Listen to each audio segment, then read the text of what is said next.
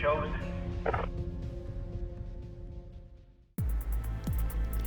Today I'd like to talk about Austin's hearing. On today, November 2nd, he had a pre-trial hearing.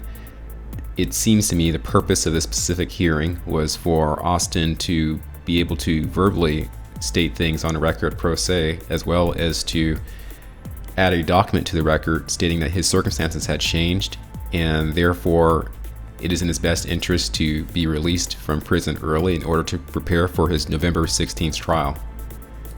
I took notes from the hearing, so I will proceed through my notes and then comment on what I think of the whole hearing at the end.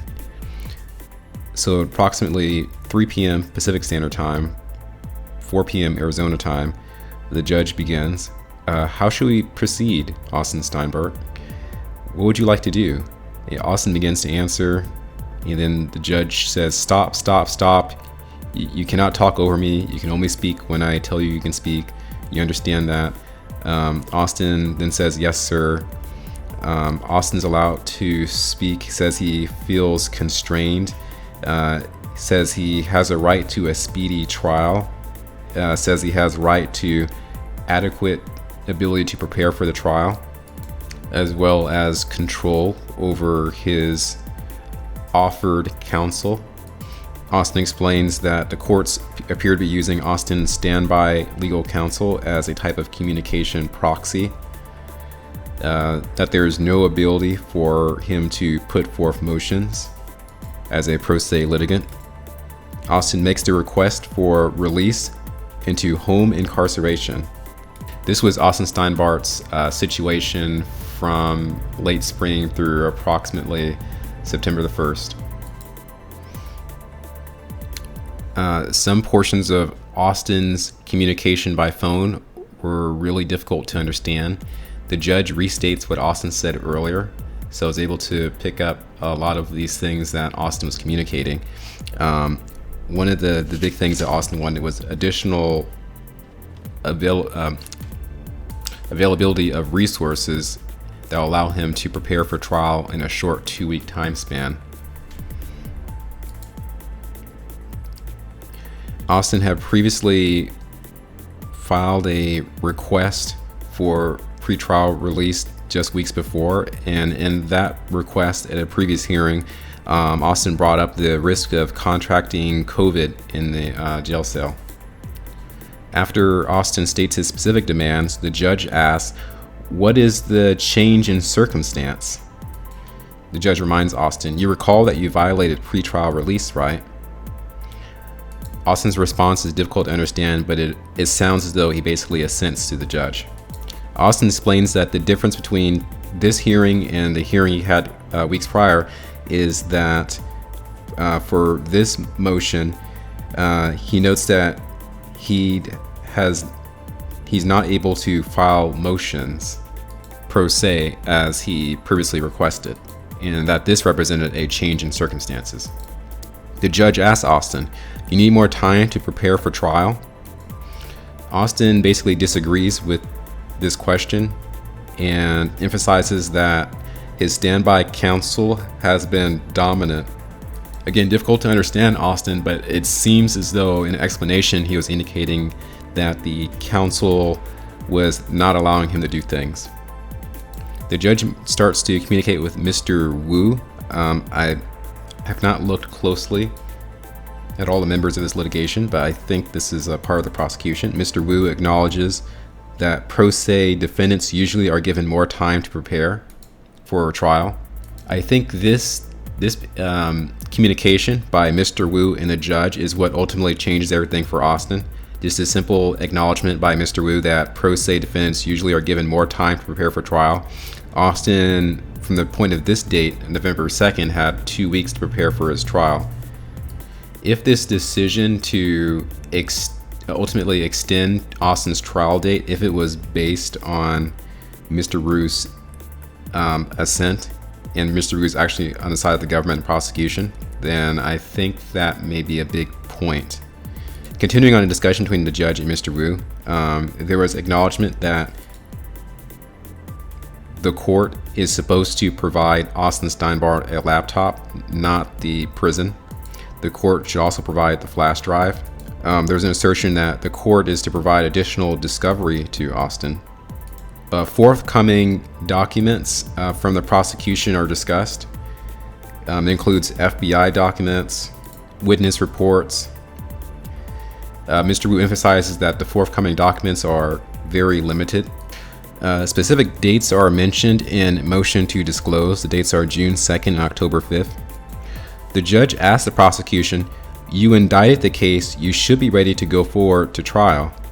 The prosecution answers, "Yes, the case was indicted on September 22nd. Austin's allowed to speak, and Austin basically states that he was mailed material from the prosecution and discovery, and that it was Austin's belief that this was a delaying tactic because Austin would have to require more time to review the material, even though allegedly the prosecution was to be set to go to trial on September 22nd. The judge mentions quarantine. If Austin is released and put into quarantine prior to trial, would he have the ability to form an adequate defense? It was the judge's opinion that Austin would not be able to adequately form his own defense if he was released into quarantine. Austin agrees to the statement, and I think this is probably to Austin's detriment. Because then the judge says, "This court will not order that the defendant is quarantined 14 days prior to trial." I'll explain why this is significant at the end. The judge says he recognizes that Austin, the defendant, invokes the Sixth Amendment, which is the right to a speedy trial. The judge details some of Austin's specific demands, which includes access to the law library, a laptop computer, among other resources. He says he understands the defendant's argument and that he reviewed the entire case up until this point. The judge then went on to say that the defendant violated the terms of his release. This was related to the possession of cannabis. He notes that the previous judge, Judge Barron, said that Austin would be unlikely to abide by the terms of his release based off of that incident. The judge then says, Judge Burns' motion is affirmed, release is denied. The judge then talks to the prosecution, and the prosecution agrees that there should be more time until Austin goes to trial. The judge tells Austin there needs to be more time before Austin can go for trial in order for him to be able to prepare a defense per se. Austin defends himself saying, "I don't need more time. The prosecution is strong arming me using these bully tactics of continuing to drop new discovery documents." I'm paraphrasing, obviously. The judge turns to the prosecution. "What say you?" The prosecution says, "We provided 1,900 pages of discovery. We will call certain government witnesses, 5 to 7 government witnesses. Examination will likely take 2 trial days." In this exposition, it appears the prosecution's emphasizing that more time is needed, indirectly by stating the document number that was sent, as well as the fact that the trial will commence over 2 days. The judge to Austin, "Anything else you'd like to say?" Austin then requests free and unrestricted access to the internet without monitoring.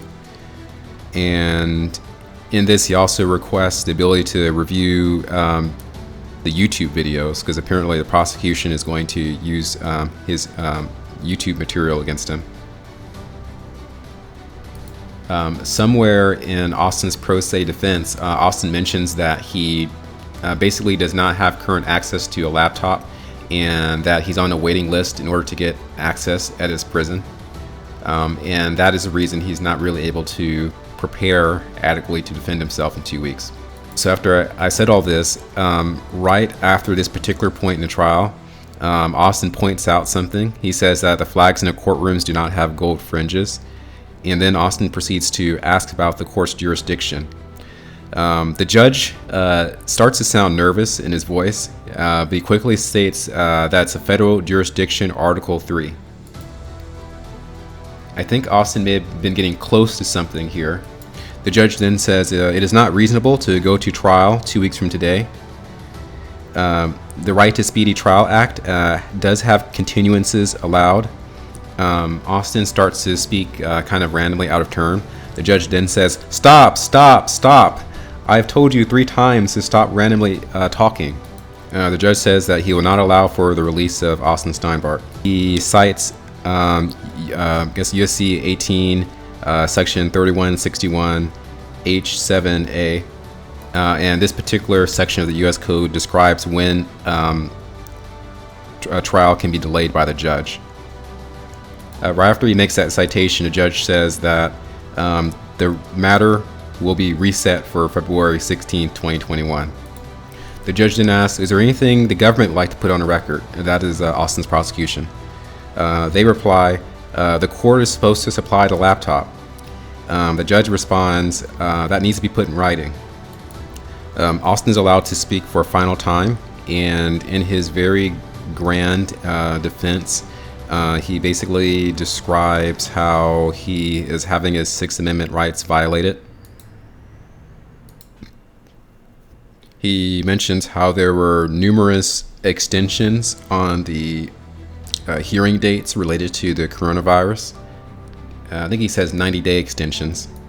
And then he also states that he did not really violate his pretrial release because his cannabis use was considered medical.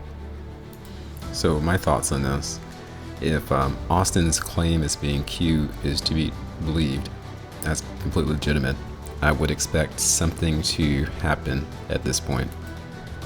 It is, to my understanding, that Austin Steinbart has been following the instructions of someone over the course of the last few years.